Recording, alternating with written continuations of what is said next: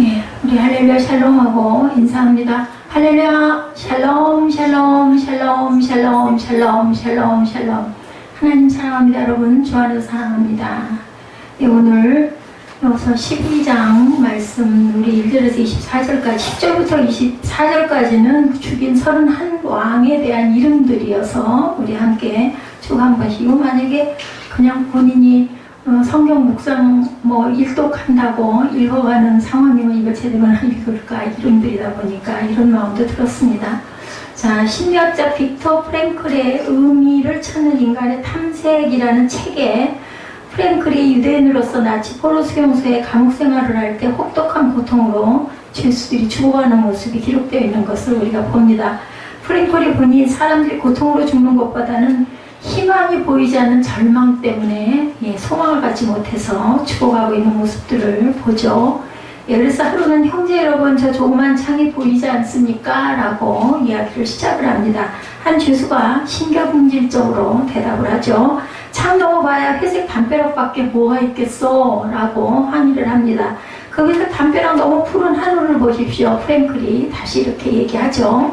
자, 우리가 항상 희망이 없고 소망이 없고 절망적인 마음이 됐을 때 사실은 우리가 사망이다. 그러니까 제가 마지막 찬양 보혈을 지나 이 찬양을 하면서 제게 감동이 왔던 것은 반드시 보혈을 지나야 하나님 품으로 갈 수 있다는 것, 여러분들 진리입니다.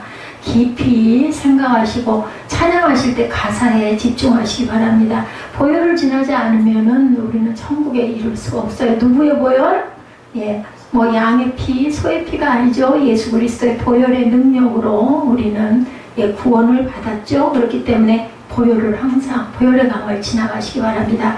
밤에도 빛나는 별들을 바라보십시오. 라고 프랭클이 다시 얘기합니다. 그 책에서 마음으로 포기한 사람은 곧 쇠약해진다. 이렇게 얘기해요. 제게 하나님의 부활절에 주셨던 것이, 우리가 생각할 때는 아픈 곳이 있으니까 하나님의 응답을 주셨으면 치유가 되는 게 그게 답이다라고 생각을 하는데, 하나님은 그러게요. 다른 분들에게는 어떤지 모르지만 저한테는 그런 방법은 아니셨던 것 같습니다.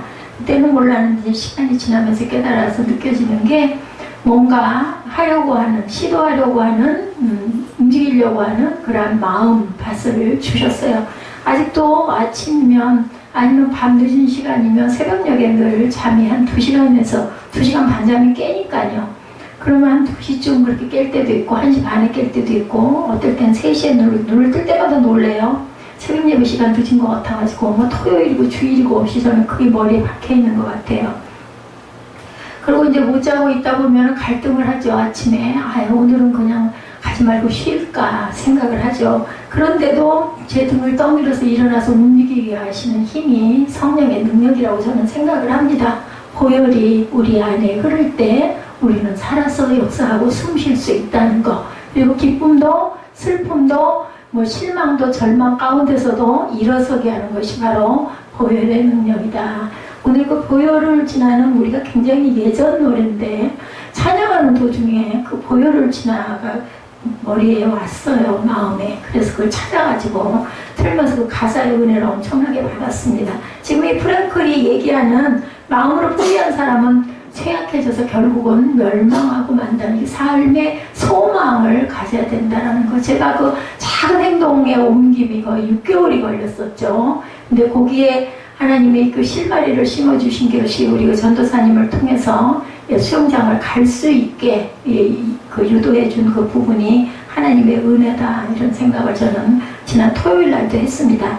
자기 혼자 희망을 가질 뿐만 아니라 절망 속에 있는 이웃들을 도와주고 희망을 계속 갖도록 격려하던 사람들이 뭔가 마음도 가장 건강한 사람들입니다. 그러니까 누군가의 생명을 위해서 수고하고 노력한 사람들이, 그들이 또한 바로 어떻게 된다? 건강한 상태가 된다는 거예요.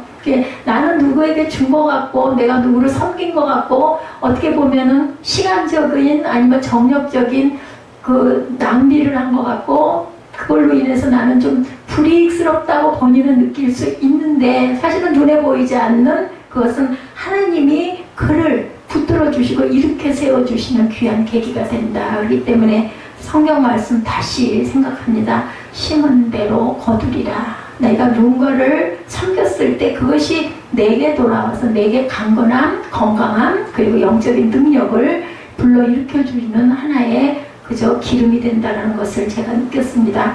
요단강 앞에서는 이스라엘 백성들의 모습이죠. 사방의 장벽밖에 보이는 게 없었어요. 그죠? 그리고 뭐만 있어요? 앞에 요단강을 건너야 할 무거운 숙제가 있었죠. 그러나 여호수아는 모세를 통해 주어진 하나님의 약속의 말씀을 붙들었다. 그래서 제가 항상 여러분들 기도 읽을 때는 여러분들이 써주신 성구를 제가 항상 앞에 읽습니다.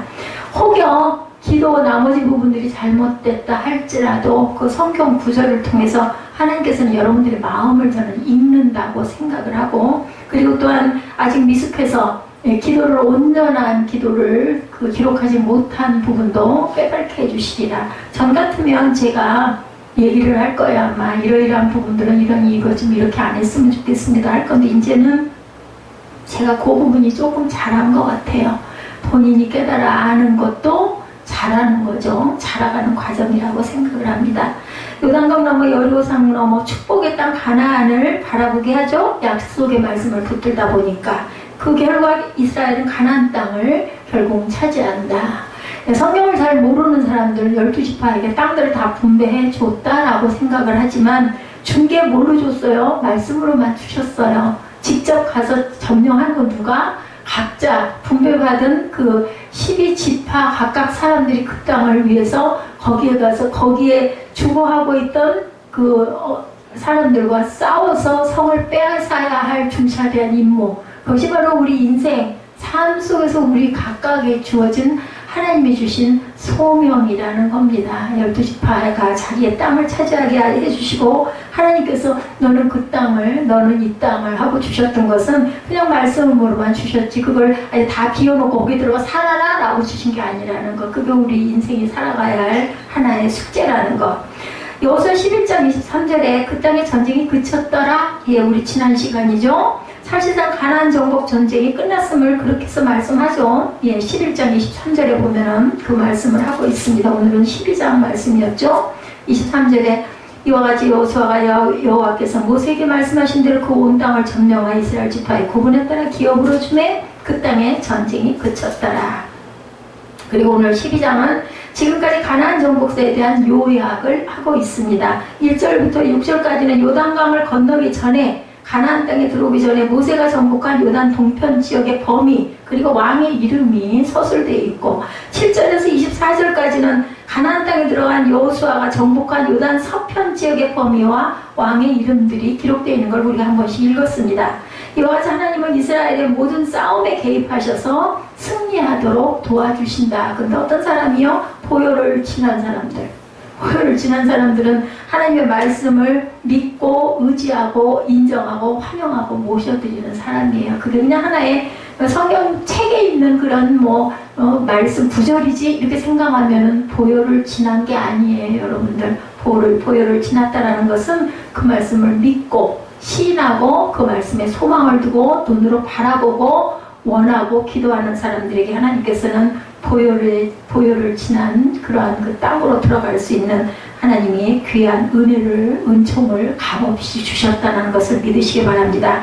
이와 같이 하나님은 이스라엘의 모든 싸움에 개입하셔서 승리하도록 했다. 근데 내가 그 싸움에 하나님이 계신지 아니 계신지는 각자의 믿음 안에서 그것을 믿고 의식할 수 있는지 아닌지, 그것은 우리가 그래서 눈을 떠야 된다, 귀가 열려야 된다는 그런 말씀이 바로 영적인 말씀이죠. 이제 가나안에서 안식과 축복을 누리게 됐어요, 이 사람들은. 그런데 하나님께서 다시 가나안 정복사를 언급하고 있는 이유는 뭘까? 그것을 살펴봄으로 인해서 우리가 이 시간에 귀한 하나님의 은혜를 깨달으시기 바랍니다. 왜 가나안 정복사를 다시 일목요연하게 이렇게 기록을 또 하셨을까? 첫 번째, 왜 다시 가나안 정복사를 일목요연하게 기록하고 있을까 봅니다. 12장에는 이스라엘에 의해서 패망한 나라들과 왕들의 이름 31나라의 왕이라고 그랬죠? 기록되어 있는데 1절에서 6절까지 아까 말씀드린 대로 요단강을 건너기 전에 요단 동편에서 아모리의 왕 시온과 바산의 왕 오기 이스라엘에게 패하고 그 땅은 이스라엘의 루벤 지파와 갓 지파와 므낫세 반 지파가 차지하게 되었다라고 증거하죠. 민수기 21장 21절에서 35절에 기록되어 있습니다. 그리고 7절에서 24절까지는 요단강을 건넌 후에 여호수아와 이스라엘 백성들이 정복한 가나안 남쪽 지역의 16명과 북부 지역의 15명 포함 31명의 왕에 대해서 기록하고 있습니다. 그리고 그 땅은 이스라엘의 각 지파들에게 분배가 되죠. 왜 지난 사건들을 이렇게 다시 또 기록을 했을까? 이죠. 이스라엘이 가나안을 정복할 당시 가나안의 문화가 엄청나게 뛰어났어요. 참 놀라워요. 그쪽 그 문화를 보면 도로와 성읍들이 정비되어 있었고 뛰어난 건축 기술로 가옥들도 엄청나게 잘 지어 있었고 배수 시설 또한 발달되어 있었고 성서 고고학자들의 연구에 의하면 벌써 그때 수세식 화장실을 사용했다라고 나타나 있습니다. 예, 2000년 그 이전 얘기죠.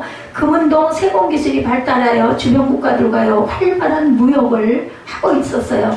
그렇기 때문에 하나님께서 모세에게 당부하는 말이 가나안 땅에 들어가거든 그들의 풍속을 쫓지 말라고 계속 힘진 당부를 하셨다. 그러나 이스라엘 백성들이 그들의 풍속에 따라가는 것은 그들이 문화적으로 훨씬 앞서 있었기 때문이죠. 그게 굉장히 우리 예전에 60년 그 이전에 보면은 정말 시골은 열악하고 서울로 올라오면 조금 나아져서 뭐 전기불도 있고 시골은 뭐 호롱불이 있고 그저 난폭불 그 제가 지금도 기억을 합니다. 이렇게 둥그런 등이 있어가지고 거기다가 기름 그러니 얼마나 아주 별천지 같잖아요. 불빛을 보면 지금 뭐 전기 당연히 있으려니 하지만 그랬던 것처럼 아마 이스라엘 백성들도 가나안에 들어보니까 문화가 너무너무 달랐던 거예요. 그러니까 그 사람들을 흠모하고 따라가려고 할 수밖에 없었는데 하나님 뭐라고 그러셨어요? 쫓지 말라고 그러셨어요. 우리가 생각해보면 정말 이해가 안 가. 왜 이 아름다운 이 문화를 이거를 본받아 가지 말라고 할까? 그러니까 하나님의 뜻은 내 뜻은 네 뜻보다 높다라는 말씀이 바로 이런 것에 있었죠. 그 가나안의 문화에 들어가는 건 괜찮은데 문화 속에 들어가다 보면 그야말로 그냥 빨려 들어가가지고 거기에 우상을 그들이 우상이 돼버리기 때문에 그렇게 되다 보면 하나님을 잃어버리기 때문에 그들을 쫓지 말라고 말씀을 한 거죠. 성령의 능력을 따라가야 되는데 우리는 눈에 보이는 것을 현혹되어 따라갈 때가 너무나 많다. 더욱이 군사력은 최강이라고 할 만큼 강했다. 그러니 무기는 또 오죽이나 발달했겠습니까? 그렇게 견고하고 강하던 성읍들이 그런데도 불구하고 이스라엘의 손에 의해서 무너져 버립니다. 그 강하던 군사력도 이스라엘의 오합지졸에게 떨어져 나가요. 왜? 하나님께서 싸우셨기 때문이죠. 마하나임의 하나님입니다. 그 화려한 명성과 문명의 축복도 하루아침에 무너지고 애굽의 노예들에게 빼앗기는 비운에 처하고 맙니다. 누가 이런 일을 예상을 못하죠. 우리가 어떻게 예상을 했겠어요. 근데 이제 수십 년이 지나고 100년이 지나고 200년이 지나가다 보면은 문화의 그 역사의 자취를 보면서 이런 일이 이렇게 일어났구나. 제가 이제 지금 좀 더 깊이 느끼는 거는 뭐 전에는 그런 거 별로 생각 안 했어요. 6.25 전쟁이 있었지. 6월달이 되면 현충일이 이렇지. 예전에는 쉬는 날 휴일 그죠? 너무 반가웠죠. 근데 이제는 그런 생각이 들질 않고 정말로 6월달은 우리나라가 삼켜질 뻔했던 6.25 전쟁 그리고 정말 호국 영령들이 없었다면 아니면 유엔의 그 많은 그죠? 근데 이 땅을 뭐 알았겠어요? 파견되어 왔던 그 용사들의 그 피 흘림 그것으로 인해서 이 땅이 지켜졌는데 그 위에는 역사의 주권자이신 하나님이 계셨기 때문에 이 땅을 지키셨구나. 하나님은 꼭 사람을 사용하신다는 것. 어떤 상황에서도 하나님을 통해서 하나님은 사람을 통해서 역사하신다는 것을 제가 바라보게 됩니다. 작은 일 하나도 누군가를 통해서 이루어진다는 것. 이 세상은 우연히 저절로 자연적으로 되어지는 것이 절대 아니라 우주와 자연과 인간의 역사를 진행하고 계신 하나님의 손안에 있다는 것. 바로 하나님이시죠. 천지를 창조하시고 모든 우주의 역사를 친히 주관하시는 역사의 주이신 하나님께서 오늘 우리의 역사를 진행하고 계시고 이 나라의 민족을 세우셨다는 것. 역사가 토인비가 지구상에 60억의 인구가 있지만 세계를 이끌고 가는 사람은 소수에 불과하다. 그 소수를 창조적 소수라고 이렇게 표현했다고 합니다. 그러나 그 창조적 소수를 움직이시는 분은 바로 하나님이신데 참 안타까운 거 지난 주일에도 제가 그거 영상 잠깐 보면서 얘기를 했지만 그 박진영 같은 사람 그 위에 누군가의 힘이 있다라고 하는 것까지는 느꼈는데 그것이 창조주 하나님이라는 고백을 하지 않고 그냥 진영파다 이렇게 내가 그 신과 나는 교통을 한다 이게 한 부분이 이단인데 너무나 안타까워요. 많은 주변에 많은 믿는 분들도 굉장히 많을 거고 교회 주변에 목사님들도 많으실 텐데 어떻게 그분이 좀 깨질 수는 없을까. 그러다 아주 귀한 예, 하나님의 일을 할 수도 있는 그러한 인물이기도 한데, 예, 그런 쪽으로 영향력이 많죠. 그게 참 안타까웠습니다. 이 세상은 인간이 다스리는 게 아니에요. 우리가 볼 때는 누군가 유명하고 훌륭한 사람들이, 그죠? 군사적으로나 정치적으로나 있어서 그 사람들의 힘에 의해서 이 나라가 이끌려가는 것 같지만 절대로 그렇지 않다라는 건 여러분들께 다 아시기 바랍니다. 보혈을 지나셔야 돼요. 그 보혈에 피감을 지나지 않으면은 절대로 깨닫지도 못하고, 그리고 천국 백성이 될 수가 없다. 오직 살아계시며 참되신 하나님이죠. 다윗이 고백하죠. 강하게 하심과 크게 하심이 그 손안에 있는 만유의 주자가 되시는 야훼 하나님이 천지를 주관하고 계신다. 가나안의 화려한 문화와 강한 군사력도 하나님께서 접으시니 끝이 나고 말죠. 그걸 누가 알았겠습니까? 알렉산더 대왕이 그 젊은 나이에, 그죠? 감기로 죽을 줄 누가 알았겠어요? 그 대왕이라고 했는데 그 왕은 알았겠냐는 거죠. 제가 이 나이에 이렇게 될 줄 누가 알았겠어요? 절대로 알 수가 없었던 거죠. 이런 일이 있으리라고는 상상을 못했습니다. 이스라엘은 애국의 노예 오합지졸들이었지만 하나님이 붙잡으시니까 가나안을 정복하고 그 땅에 새 주인이 되었다. 하나님이 역사하셨다. 이것이 이스라엘의 축복이 되었다는 거죠. 이 세상에는 2만 3천여 개의 종족과 200개가 넘는 나라들이 존재합니다. 근데 그 수많은 나라 중에 복음이 전해지고 하나님을 주인으로 섬기는 민족은 세계 열방에서 엄청난 복을 받은, 예, 특히 대한민국은, 예, 하나님 예수님이 들어오심으로 인해서, 예수가 들어옴으로 인해서 이런 큰 축복과 눈부신 발전을 하게 되죠. 선교사들을 통해서. 반대로 하나님을 모르고 사는 민족들은 미개하고 발전되지 못한 나라이다, 거의 다. 그래서 그 땅에 예수를 증거하려고 선교사들이 파송이 되고, 또 되게 보면 너무너무 못 살아요. 그죠? 기아에 허덕이고 굶주리고 자연환경도 너무나 열악하고, 그런 것을 이제는 우리가 시선을 돌려야 돼요. 우리가 60년 전에 우리 땅이 그랬었는데 지금은 이렇게 발달을 하게 하셨어요. 왜냐하면 씨앗이 되게 해서 또 하나의 열매를 맺게 하시려는 하나님의 섭리입니다. 그런데도 감사하게도 수많은 나라와 민족 중에 하나님께서 우리나라를 역사 속에서 사라지지 않게 하시는 하나님의 귀한 뜻이 있다라는 거죠. 복음을 주십니다. 그리고 하나님을 섬기는 민족이 되게 해주심으로 귀한 교량의 역할을 하게 하시는 하나님. 시편 33편 12절에 야훼를 자기 하나님을 삼은 나라 곧 하나님의 기업으로 빼신바된 백성은 복이 있도다라고 말씀을 합니다. 야훼로 자기 하나님을 삼은 나라, 하나님의 기업으로 빼신바된 백성, 대한민국이죠. 복이 있습니다. 야훼로 자기 하나님을 섬기는 민족과 개인은 반드시 복을 받게 되어 있다. 예, 이거 오른쪽 그쪽에 앉으신 자리에서 왼쪽 보면은, 예, 말씀들이 걸려있죠. 제가 은혜를 받은 말씀들을 이번에 찾아다가 걸어놨습니다. 가끔 보시고 은혜를 느끼시기 바랍니다. 그러니 가장 열심히 기도하고 열심히 예배드리고 열심히 선교하는 이 나라가 하나님이 사랑해 주시지 않을 수가 없죠. 왜 복을 주시지 않을까? 역사의 비밀이 있죠. 역사의 주는 누구라고요? 하나님이신데 이 역사관이 바로 되어져야만 그 나라 그 백성이 그 가정이 복을 받는다. 예수를 온전하게 알고 예수의 보혈의 피 흘림을 알고 그 피 흘림에 우리가 잠길 줄 아는, 그것을 원하는, 그래서 성령은 어떤 분이라고요? 인격이 있는 분이기 때문에 우리가 환영하고 모셔드리고 인정하지 않으면 성령이 나를 찾아오지 않으신다라는 것을 절대 잊지 마셔야 됩니다. 고백하시기 바랍니다. 중요한 문제 아니면은 누군가가 정말 아픔 가운데 고통 가운데 있을 때 하나님께 온전하게 기도하고, 그리고 하나님께 예물 드리세요. 여러분들, 아유 내가 11조가 얼마고 내가 그 주일원금이 얼마인데, 근데요 우리가 특별한 일이 있을 때는 그 지난주에 저한테 하나님께서 감동으로 그 감동을 주셨습니다. 뭐 그게 금액이 꼭 많아서가 아니죠. 특별하게 내가 기도 제목이 있을 때 정말 이거는 꼭 이루어져야 할 것인데, 내 일상에 늘 기도하고 내가 늘 주일을 하면서 예배드리고 말씀으로 고백을 하지만 특별한 상황이 있을 때는 그냥 빈손으로 하나님께만 기도하지 마시고 하나님께 예물을 드리시기 바랍니다. 그것을 하나님 기뻐하신다. 왜냐하면 믿음이기 때문이거든요. 그것을 신는 여러분 되시기 바랍니다. 하나님으로 저와 여러분의 인생이 주인이 되게 해야 되겠죠? 여러분의 가정과 자녀들의 주관자가 되고, 그리고 또한 직장이나 사업의 오너가 되는 분을 누구로 모시고 섬기시기 바랍니다. 지금은 여러분들 잘 모르실지 모르겠지만 한 10년, 20년 정도가 지난 후에 오늘은 아마 기억하실 거예요. 그리고 하나님의 섭리가 거기에 있었구나라는 것을 기억하게 될 건데, 그것을 빨리 깨달을수록 하나님의 은총이, 축복이 함께 하신다라는 것.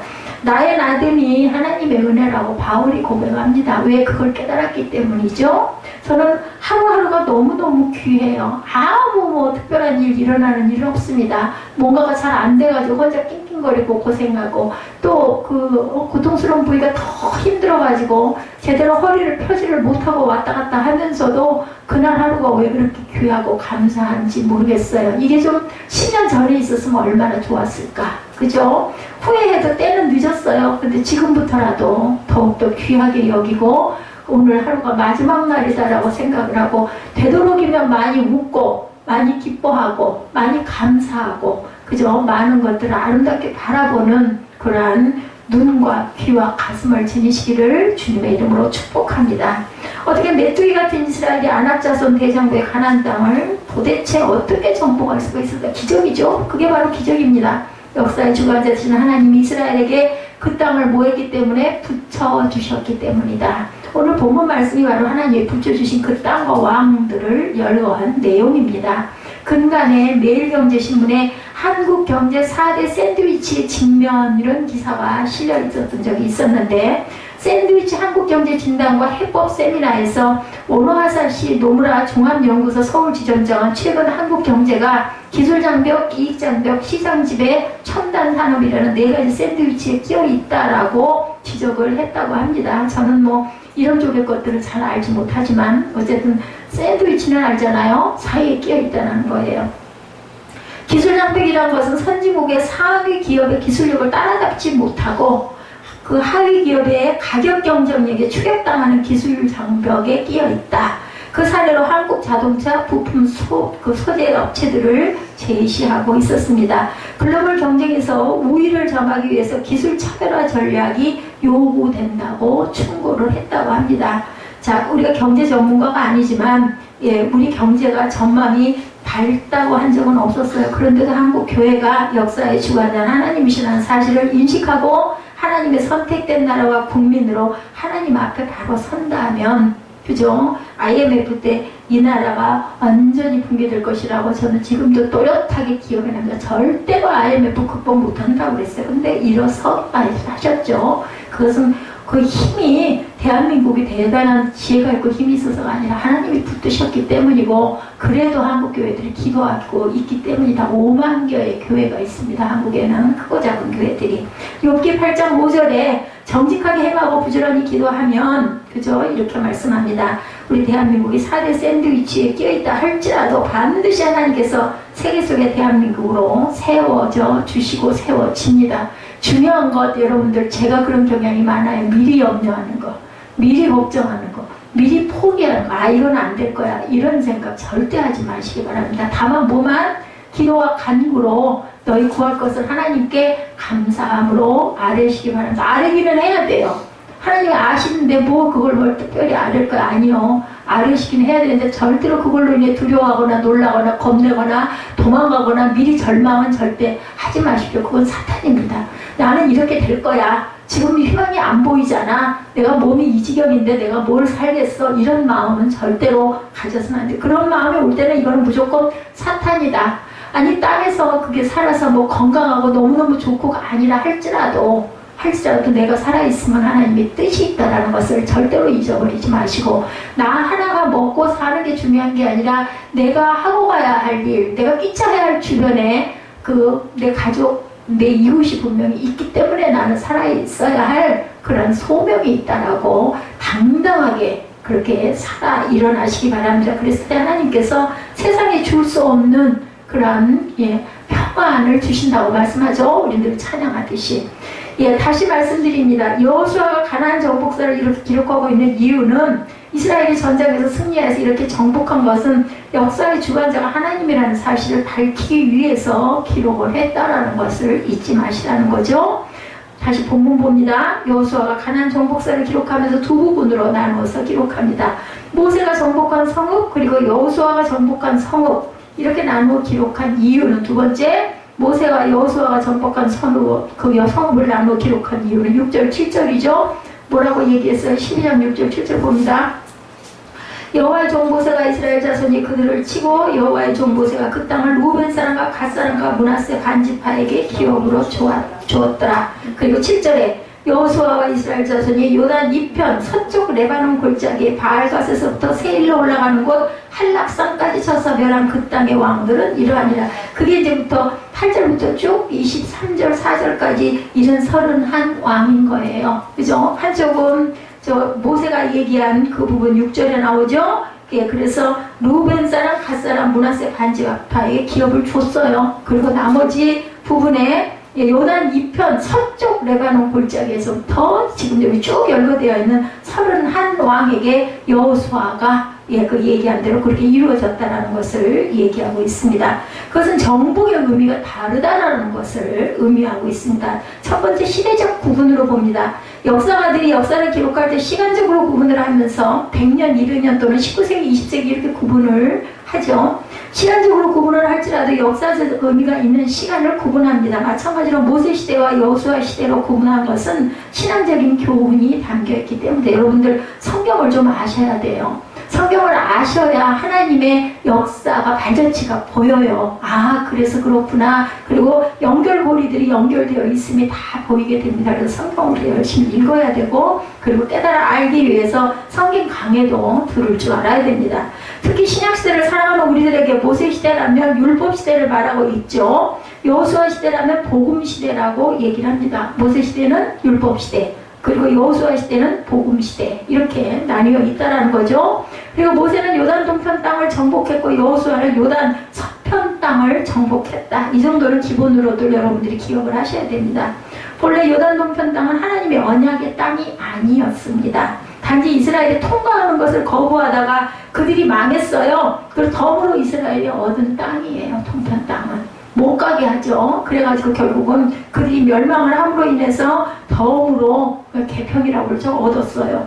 자, 단지 이스라엘이 통과하는 것을 거부하다가 덤으로 얻은 이 땅, 이것은 우리가 율법을 지킴으로 하나님의 약속의 땅에 들어가서 복된 삶을 누리는 것이 아니라는 거예요. 율법을 지킴으로가 아니라, 자, 유익도, 율법을 지킴으로 유익도 있다는 것을 말하는데, 비율적으로 말하면 2대 31, 비교가 안 되죠. 율법적인 신앙에 머무르지 말고 복음의 감격 속에 신앙생활을 하고 더 엄청난 축복을 받고 누려야 된다는 얘기입니다. 2대 32예요. 그죠? 두 번째, 신앙의 교훈적 구분 1절에서 6절까지 모세를 통해서 아모리 왕 시온과 바산의 왕 옥을 죽이고 요단 동편 땅을 점령한 사건은 가나안 정복을 위한 보다 문 열린 오픈 게임이라고 할 수 있다는 거죠. 그게 어디서 증명되었느냐 하면 여호수아 2장 10절에 이스라엘 정탐꾼에게 누가 있었어요? 기생 라합의 말을 하죠. 자, 이는 너희가 애굽에서 나올 때 여호와께서 너희 앞에 홍해물을 마르게 하신 일과 너희가 요단 저편에 있는 아모리 사람의 두 왕 시온과 옥에게 행한 일, 곧 그들을 전멸시킨 일을 우리가 들었습니다. 라합 이렇게 고백을 합니다. 여호수아 2장 10절에서. 그러니 모세를 통한 요단 동평의 정복은 요단 서편 가나안 사람들에게는 소문을 듣고 마음이 녹았고 정신이 아찔하게 만든 사건이라는 거예요. 이것이 큰 영향이었겠죠. 그러고 나니까 그 다음 가나안 정복은 여호수아 갈렙의 말처럼 우리의 밥이 됐어요. 그들이 그냥 그렇게 다 먹어 치울 수 있는 밥이 됐다. 지금도 마찬가지입니다. 우리가 구약의 하나님의 역사를 바로 알고 나면 이 시대를 살아가는 것은 우리의 밥이 된다는 거. 뭐 성경 많이 한다고 무슨 뭐가 유익이 돼, 뭐가 그게 도움이 돼. 그냥 예배는 예배고 생활은 아닙니다, 여러분들. 성경을 온전하게 알고 믿고 나면은 그 다음엔 성령의 능력이 저와 여러분에게 임하신다는 거. 그래도 뭐 사단이 많기 때문에 쓰러지고 넘어질 일이 너무너무 많고 흔들릴 때도 많지만 그건 우리의 연약한 믿음 때문이기 때문에 더 말씀 묵상하고 더 기도하고 더 예배하고 더 찬양해야 될 줄로 믿습니다. 지금도 마찬가지죠. 우리가 구약의 역사를 바로 알고 나면 이 시대를 살아가는데 귀한 축복이 된다. 제가 이렇게 서 있을 수 있는 것은 그나마 하나님이 저를 붙들어 주셨기 때문이에요. 안 그러면 아마 서 있지도 못했겠죠. 식은 죽 먹기 누워서 떡 먹기가 되는 거죠. 조금 있다 우리는 죽을 먹을 거예요. 근데 죽 먹는 것도 쉽지는 않습니다. 몸이 아프거나 힘이 들면은 그거 한 숟가락 떠먹는 게 얼마나 예, 어렵고 힘들겠어요. 예, 얼핏 요즘에 우리가 너무 찬 음식만 많이 먹다 보니까 이제 날 더워지니까 한여름에는 못 먹더라도 이제 좀 할만할 때 따끈따끈한 죽을 한 끼 먹어야 되겠다라는 마음이 들어서 제가 벼랑간에 죽을 만들었습니다. 구약의 하나님의 역사에 눈이 뜨여지시기 바랍니다. 구약을 어렵다고 생각하지 마시고요. 그래서 제가 새벽 예배를 계속 구약을 가고 있는 구약 마지막 말라기 앞에까지 지금 왔어요. 이게 끝나고 나면 난 어디로 가야 되나 지금 묵상하고 있는 중입니다. 그래도 또 모르죠. 예, 뭐 입술로 고백을 하고 나도 지나고 나도 이제 흐미하게 자취는 조금은 알 것 같은데 그래도 또 잊어버립니다. 그럼 뭐 또 돌아야죠. 뭐 방법이 없죠. 그래서 아마 저를 새벽 예배에 사람들이 나오질 않든 말든 간에 매일매일 예배를 드리게 하시는 것 같습니다. 구원받은 복음의 감격으로 여러분들 나아가시는데 내 인생 여정 반드시 찬양도 있죠. 내 여정, 내 인생 여정 끝날 때 이 찬양이 생각이 납니다. 오늘 가나안 정복사를 보면서 왜 이렇게 상세하게 정복한 성읍들과 왕들의 이름을 구체적으로 뭐 그 이름 뭐 기억이 나겠습니까? 우리가 읽어봐요. 그냥 그것만 아시면 돼요. 여호수아 12장에는 31의 왕과 그리고 동편에 그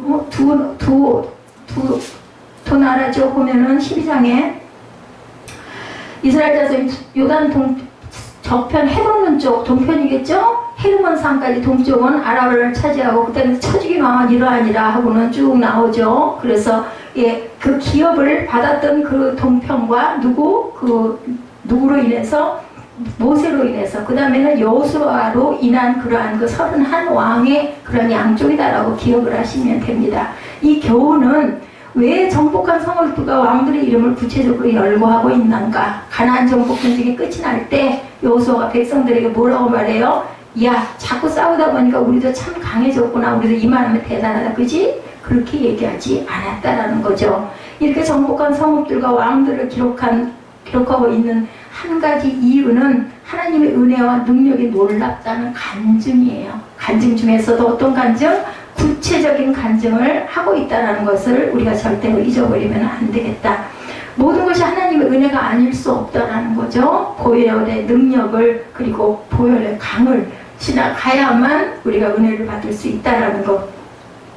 하나님의 격려와 초자연적인 능력이 함께 하셨기 때문에 그들이 밥이 된 거예요. 예, 이스라엘의 이 전쟁은 이길 수 있는 전쟁이 아닙니다. 그렇게 가나안이 문화가 발달하고 그렇게 무기가 발달하고 그러니 전술은 또 오죽이나 좋았겠습니까? 그런 그 땅에 들어가가지고 이스라엘 그들을 정복할 수 있었던 것은 하나님께서 싸워주셨기 때문이라는 것을 잊지 마시고 우리의 삶도 마찬가지죠. 내가 살고 있는 이것이 내가 사는 것이 아니라 하나님의 은혜로 내가 살고 있다는 것을 인정하시기 바랍니다. 그럴 때 그 겸손이 있을 때 하나님께서 나와 함께 해주신다는 것. 하나님께서는 아브라함을 부르실 때부터 언제나 한결같이 신실하셨죠. 신실하다는 뜻이 뭔지 아시죠, 여러분들? 절대로 그 부도를 내는 분이 아니에요. 분명하게 그것을 지키시는 하나님. 그 신실하심은 아브라함의 발걸음마다 은총을 베푸심으로 더욱 빛난 것을 우리가 성경 안에서 봅니다. 이것도 구약을 모르면 언제 아브라함을 어떻게 했고 야곱을 어떻게 했어? 이 소리가 나오는데 여러분들 그건 아마 다 아실 거예요. 하나님이 에서부터 야곱을 택하셨을 때 하나님은 후회하지 않으셨어요. 보면은 뭐 야곱이 특별히 더 착하고 더 진실하고도 아니었죠? 여러분들 아시죠? 도리어 야곱의 얼룩진 삶의 자취를 따라가 보면서 하나님의 은총이 묻어 있음을 우리가 발견하게 되는데 아까 그 9시 예배에서 경주를 할 때 마라톤 선수와 일반인과 그리고 초등학생까지 줄을 서서 찐박질을 하다 보면 당연히 마라톤 선수가 1등인데 하나님의 섭리는 1등 골인 지점에다 천국을 놓은 게 아니라 출발점에다 놨다라고 제가 아까 설명을 드렸습니다. 얼핏 생각하면 그게 무슨 그런 얘기가 있었는데 그 선수를 어디에다 비교했냐? 세상적으로 능력 있고 뛰어나고 지혜 있고 돈 많고 부와 명예가 있는 사람, 그리고 초등학생, 중등학생, 이 학생들은 아주 연약한 사람들을 표현하는데 연약한 곳에 하나님의 은혜가 임하죠. 왜요? 너무나 부족하니까 나 혼자 힘으로는 도저히 할 수가 없으니까 하나님 도와주세요 소리가 나오는 거예요. 능력이 있어서 할 만한 사람은 내가 뛸 거야 하고 뛰어가니까 하나님께서 돕질 않으시고 근데 손만 한번 휙 드시면 결승점이 그죠? 꼬리점이 앞으로 거꾸로 뒤바뀔 수도 있다는 것을 잊어버리지 말아야 되겠다. 그건 사람이 할 수 있는 게 아니라 하나님만이 하실 수 있는 부분이라는 것을 제가 9시 예배도 말씀을 드렸습니다. 저는 9시 예배에서 굉장히 은혜를 받아요. 어렵지 않게 설명을 하느라고 애를 쓰는데 제가 은혜를 많이 받았습니다. 아까 9시 예배에서. 하나님께서는 가장 먼저 그들을 위해서 뭐를 준비하셨어요? 불기둥과 구름기둥 준비하셨죠? 그때 삶에 뭐를? 은총을 베푸신 거예요. 그럼에도 불구하고 이스라엘 백성들은 하나님을 원망하죠? 그 은총이 임해 있는데도 모르는 거죠. 하나님의 은총이라는 것을. 그냥 당연히 구름기둥도 있고 불기둥도 있는 거지. 그러니까 그냥 우리가 여기까지 왔지 이렇게 생각하는 게 문제라는 거예요. 그게 바로 보혈을 지나지 않은 사람들의 생각이라는 것. 그리고 광야를 지나는 모든 과정에 하나님은 신실하게 동행하셨죠. 여러분들 아시죠? 출애굽기에도 보면 나오죠. 민수기 33장에 모세가 애굽 땅에서 나올 때부터 시작해서 요단에 이르기까지 이스라엘이 걸어온 길을 민수기에도 기록하고 있습니다. 이 민수기 33장을 읽을 때 여호수아 12장과 같이 대충 읽고 넘어왔을 수도 있는데 민수기 33장에서 비록 광야의 삶이 고달프고 힘들었지만 지나온 모든 발걸음마다 하나님의 은혜가 흐르고 있었다. 우리는 다행히 감사하게도 성경이라는 게 있기 때문에 읽다 보면은 그 흐름을 아는데 그때 그 시대에 있던 사람들은 그건 모르는 거죠. 근데 이 후대들이 보니까 하나님의 은총으로 이 사람들이 이렇게 살아남을 수 있었고 이길 수 있었고 전쟁에도 말도 안 되는 전쟁에서도 이겼구나라는 것을 우리는 보게 되니까 우리는 어떤 세대? 복된 세대입니다. 저와 여러분들은 마라, 엘림, 르비딤, 시내산, 가데스바네아, 신광야 뭐 이런 이름들 여러분들 아마 그래도 예배 드리셨기 때문에 들으셨을 거예요. 어느 한 곳 하나님의 은총이 묻어있지 않은 곳이 없었어요. 애굽의 장자들이 죽어갈 때도 그랬죠. 이스라엘 백성들에게는 양을 잡아 그 피를 문설주에 바르게 하심으로 죽음의 사자가 패스오바, 여러분들 아시죠? 6월절 사건 여러분들 아실 겁니다. 검푸른 홍해가 이스라엘 백성들의 앞길을 막을 때 바다를 가르시고 마른 땅으로 건너게 하시는 하나님의 섭리. 그게 뭐 그냥 하나의 신화 같은 이야기지 절대로 아닙니다. 정확하게 역사 속에 있는 이야기입니다. 마라에 오염된 물 때문에 낙심할 때 쓴물이 돼서 먹기만 하면 막 구토를 하고 설사를 하고 할 때 쓴물을 달게 하는 그 나뭇가지를 던져서 먹게 해주시는 하나님. 바로 곁에 엘림의 샘물을 준비하셔서 또 거기를 가가지고 다시 안식하게 하시는 하나님.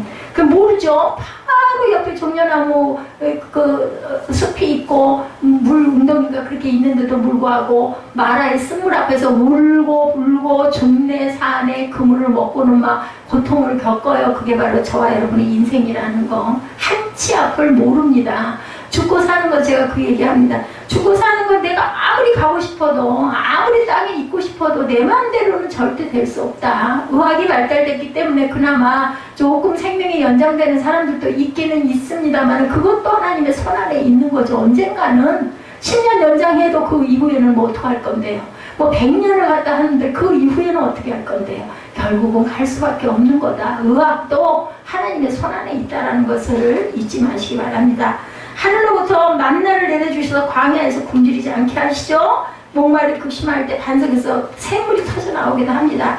민수기 33장에서 모세는 요단까지 길은 멀고 험한 길이었지만 돌이켜보면 자신들이 걸어온 길마다 하나님의 은혜가 머물러 있었다는 것을 간증하고 있는 것을 우리가 볼 수가 있습니다. 그래서 지난 광야의 여정을 상세히 기록하고 있습니다. 여호수아가 가나안의 31명의 왕과 그들의 성읍을 정복하게 된 사실을 이렇게 상세하게 하나도 빼놓지 않고 기록하고 있는 이유도 여기 있다. 9절에 하나는 여리고 왕이요 하나는 베델 곁에 아이 왕이요 10절에 하나는 예루살렘 왕이요 하나는 헤브론 왕이요 하나는 야르무드 왕이라. 모세가 죽은 후 여호수아가 이스라엘의 새로운 지도자가 될 때부터 지금까지 자신이 걸어온 모든 삶의 자리마다 묻어있는 하나님의 은혜와 사랑을 여호수아가 발견해서 기록한 거라는 거예요. 여호수아는 누가 썼어요? 여호수아서는 여호수아가 썼습니다.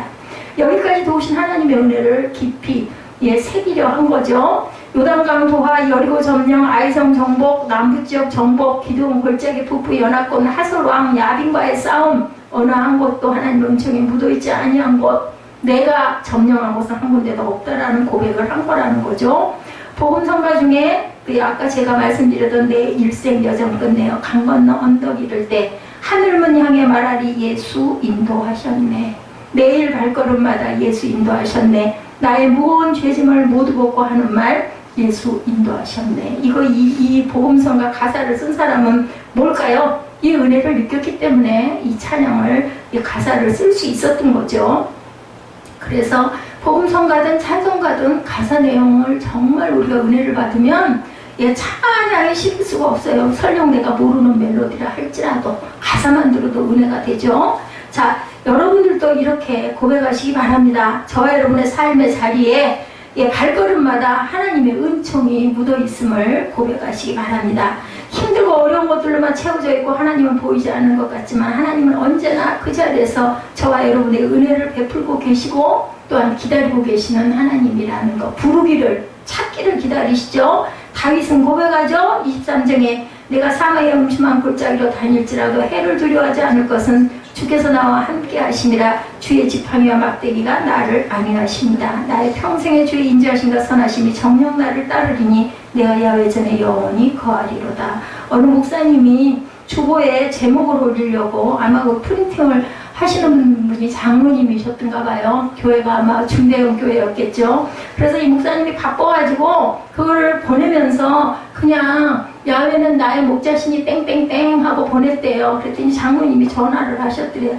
목사님이 여호와는 나의 목자신이 땡땡땡 했는데 그 다음은 어떻게 돼요? 그렇게 물어보니까 이 양반이 바쁜 나머지 그냥 그거면 하지 않겠습니까? 라고 얘기를 했더니 장로님이 제목을 야훼는 나의 목자시니 그거면 다 되지 않겠습니까? 제목을 이렇게 올려가지고 목사님이 주일날 예배다 올라가가지고 주보를 보고는 깜짝 놀랐다고 그래. 이거 도대체 어떻게 할 것인가. 그리고 찬양을 부르면서 마음의 감동이 오기를 그거면 다 되지. 그래서 제목을 그냥 그렇게 해서 은혜를 나눴다라는 그런 이야기가 있습니다. 야훼는 나의 목자시니 그거면 충분하죠. 그죠? 그걸로 충분하다. 이렇게 우리 그 은혜가 있는 사람들에게는 그냥 어떤 말씀도 그냥 묵상하다 보면 그럼 그거면 다지. 야훼는 나의 목자인데 그 이상 뭐가 필요하겠어요. 그죠? 다윗의 인생의 발걸음마다 하나님의 은총이 묻어있는 것을 볼 수가 있죠. 야훼는 나의 목자. 뭐 그거면 다 끝나는 거. 하나님이 내 목자인데요. 그죠? 나된 것은 주님의 은혜라고 고백하며 돌아보는 인생의 발걸음마다 묻어있는 하나님의 은총을 발견함으로 인생의 행복과 기쁨이 충만하게 되기를 주님 이름으로 축복합니다. 오늘 본문 말씀은 하나님 백성 이스라엘이 남긴 승리의 흔적. 그래서 제가 오늘 제목을 하나님의 은총이라고 여러분들에게 전합니다. 여호수아와 이스라엘 백성들은 가나안 땅 전 지역에 살아계시며 참되신 하나님의 흔적을 남겼습니다. 오늘 나의 인생 여정에서 하나님이 원하시는 것은 과연 무엇이겠는가? 우리가 살아가면서 우리의 삶의 자취마다 하나님이 원하는 것은 뭘까? 우리 네 번째를 한번 봅니다. 하나님의 은총을 나타낼 수 있는 삶의 자취가 저와 여러분이 되셔야 되는데, 광야 생활 같은 고난의 여정 속에서도 가나안 정복사 같은 승리의 자취 가운데도 살아계신 하나님의 은총이 숨쉬는 하나님의 자녀들이 되시기를 주님의 이름으로 축복합니다. 깨닫게 되시기를 축복합니다. 아유, 나는 지금 이렇게 공고한 가운데 있는데 뭘 은혜야 라고 생각하지 마시고, 그래도 이렇게라도 내가 살아있을 수 있게 해주시는 은혜가 감사합니다고 감사하시기 바랍니다. 막강한 군사력으로 무장한 가나안 족속들과의 싸움에서 승승장구한 것은 기적이었어요. 지금도 보면은 그 전력이나 전쟁한 그 내용을 보면 기적으로 느껴지죠.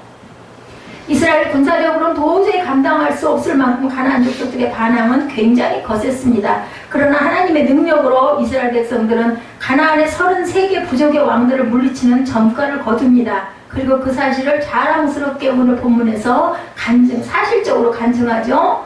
우리나라 사람들 유족비 남기는 것을 굉장히 좋아한다고 그래요. 그래서 온 나라 구석구석에 유족비들이 많죠. 뭐 연료비, 뭐 치적비, 순교비, 뭐 생가, 그죠? 뭐 세종로에 가면 또 그래서 이순신 장군도 계시고 세종대왕도 계시고 이렇게 뭔가를 남겨요, 기념으로. 심지어는 버젓이 살아있는 사람 위해서도 유족비를 남기는 그런 일들도 벌어지고 있다고 합니다. 북한의 김일성과 김정일만 나무랄 일이 아니죠. 남한에서 살아있는 대통령 생과를 복원한다고 그런 사건들도 많이 있다고 그래요. 무엇을 남기기 위해서 하는 사람들, 그죠? 호랑이는 죽어서 뭐를 남기고 가죽을 남기고, 사람은 죽어서 이름을 남긴다는 말이 있어서 그런지는 몰라도 사람들은 어디에 자기 이름 나는 것을 굉장히 좋아합니다. 그래서 명예를 구하고 돈을 구하고 권력을 찾죠. 그러나 이렇게 남긴 흔적이 별로 그렇게 결코 아름다워 보이지를 않죠. 이스라엘 백성들은 하나님의 흔적을 유산으로 물려받았어요.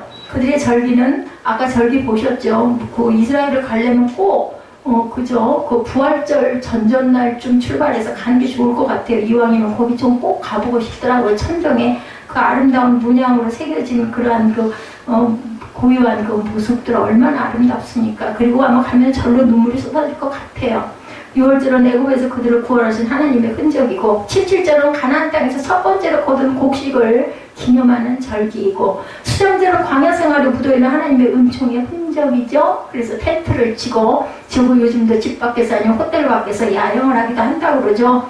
에베네셀의 하나님이 여기까지 인도하셨다라는 그러한 흔적, 하나님의 능력의 흔적들이 나타나 있고 2000년이 지난 지금까지도 그 종려주의를 그렇게 열심히 지켜 그 수많은 사람들 여러분들 보셨죠? 사도 바울은 갈라디아서 6장 17절에 내가 내 몸에 예수의 흔적을 가졌노라 이렇게 고백을 합니다.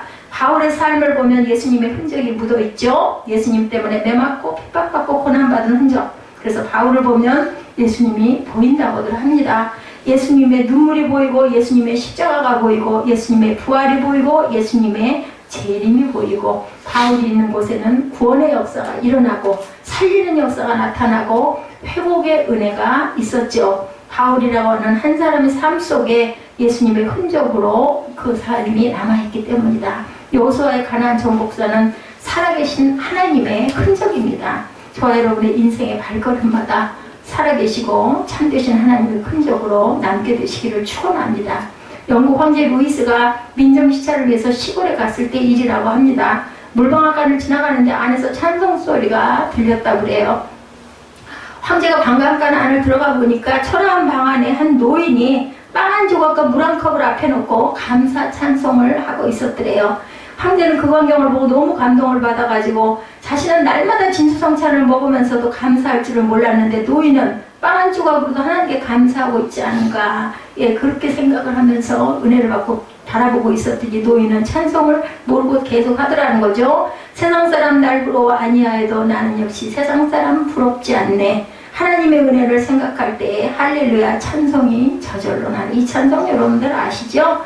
찬송을 듣고 있던 황제가 노인에게 2절을 좀 부탁드리겠습니다 했더니 노인이 2절은 없습니다 라고 대답을 하더랬죠. 그때 황제는 2절을 이렇게 부르라고 가르쳐 줬다고 그래요. 세상 사람 날 부러워 아니하여도 영국 황제 루이스가 날 부러워해. 하나님의 은혜를 생각할 때 할렐루야 찬송이 저절로 나네. 이런 저와 여러분들 시기를 주님의